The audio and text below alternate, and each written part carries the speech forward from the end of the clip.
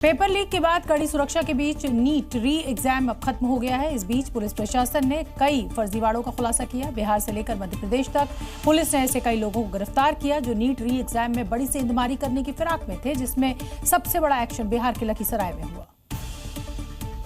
बिहार के लखीसराय में एक बड़े सॉल्वर गैंग का पर्दाफाश हुआ है। वहीं मध्य प्रदेश के इंदौर से नीट का फर्जी पेपर बेचने वाला युवक पुलिस के हत्थे चढ़ा। सबसे बड़ा खेल लखीसराय में हुआ, जहां पुलिस ने दूसरे के बदले परीक्षा दे रहे एक बड़े सॉल्वर गैंग पर शिकंजा कसा। इस दौरान पुलिस ने 3 सेंटर से 30 लोगों को गिरफ्तार किया, जिसमें 9 डमी कैंडिडेट और 18 बायोमेट्रिक सिस्टम से जुड़े 18 लोग शामिल हैं। मामले में अब तक 2 FIR दर्ज हुई है। गया मेडिकल कॉलेज का अर्पित राज, जो कि इस पूरे मामले का सेटर था, कुछ मामलों में उसकी सेटिंग थी, वो भी पकड़ा गया। जो बायोमेट्रिक वेरिफिकेशन सिस्टम में आउटसोर्स्ड कर्मी लगे हुए थे, उनकी मिलीभगत सामने आई है। बताया जा रहा है कि ये सॉल्वर गैंग 30 से 40 लाख में पेपर का सौदा करते थे। SDPO के अनुसार हर एक सॉल्वर को 50 से 70 हजार एडवांस मिला था। फिलहाल पुलिस इस बात की जांच कर रही है कि इस पूरे नेटवर्क के पीछे असली मास्टरमाइंड कौन है और इसके पीछे कितने लोग जुड़े। पेपर लीक कांड के बाद NTA ने इस बार कड़ी सुरक्षा के बीच नीट का री एग्जाम तो करवा लिया, लेकिन बिहार के लखीसराय समेत कई जगहों से हुई प्रॉक्सी स्टूडेंट्स की गिरफ्तारी ने इसकी साख पर सवाल जरूर खड़े किए।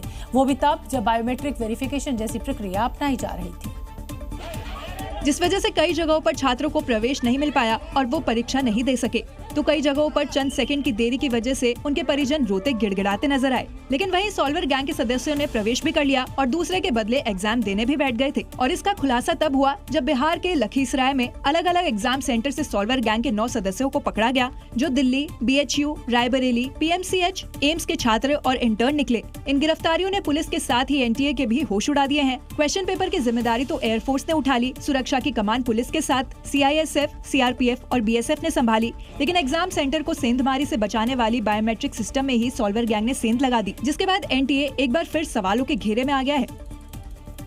क्योंकि अभी तक की हुई इन गिरफ्तारियों में सिर्फ मेडिकल स्कॉलर ही नहीं, बायोमेट्रिक कंपनी के कई कर्मचारी भी शामिल हैं। यहां तक कि जिस मेडिकल स्टूडेंट मयंक को सबसे पहले पकड़ा गया था, वो भी बायोमेट्रिक कंपनी का कर्मचारी बनकर अंदर दाखिल हुआ था। ऐसे में NTA को लेकर बड़े सवाल एक बार फिर खड़े हो रहे हैं। जैसे जब नीट केंद्रों पर बायोमेट्रिक जांच होती है तो दूसरे के बदले परीक्षा देने वाले स्कॉलर्स अंदर कैसे पहुंच जाते हैं?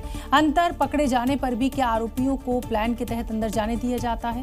क्या प्रवेश प्रक्रिया के किसी चरण में तकनीकी या मानवीय चूक हुई है?